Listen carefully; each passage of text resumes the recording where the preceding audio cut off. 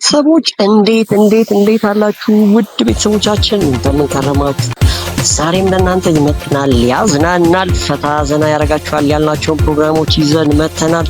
ከእናንተ የሚጠበቀው እስከ መጨረሻው አብራችሁን መቆየት ነው። ይመቻል። ውዴ አንድ ጥያቄ ልጠይቅህ። ጠይቅኝ ፍቅሬ፣ ምን ችግር አለ? አንዳንድ ነገሮች የምገዛበትን ብር እንድሰጠኝ ፈልጌ ነበር። እንዴ ከሳምንት በፊት አልነበር እንዴ ብር የሰጠሁሽ? እንዴት በሳምንት ውስጥ ብር ትጠይቅኛለሽ? ውዴ ያስፈልገኛል አልኩ። የምገዛቸው እቃዎች አሉ በጣም ብዙ። ውዴ ትሰሚኛለሽ? እኔ ፍቅረኛሽ እንጂ አባትሽ አይደለሁም። በየሳምንቱ የተነሳሽ ብር የምጠይቂኝ። ጥሩ እንደዛ ከሆነ እሺ። እኔም እናት አይደለሁም እየተነሳ ጡት አምጪ የምትለኝ። በስመ አብ አሁን ነገር መጣ። ጭራሽ የባሰ ነገር አመጣችሁ። ጠፍቷል ለመሆኑ እንዴት ነው ከቺኳ ጋር ያለው ግንኙነት?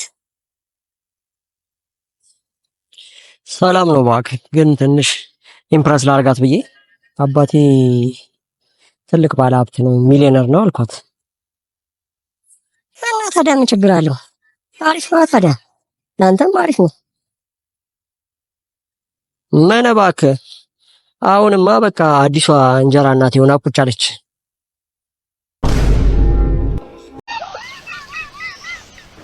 ወደው አይስቋሉ።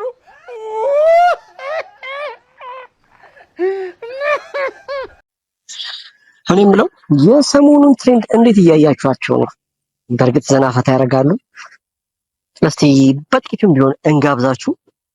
እስኪ እንተማመን እንሁን አብረን ቃልሽ ይሁን ወሬ እንዳይለየን ሁሉም ተዩ ለኔ ቅረቢ ቤታችን እንዳይፈርስ ምለውን ስሜ ክፉ ለሚዋደድ ነችለው ዝም ይላል እንታት ለማይጠቅመው ስለ ሰው ያወራል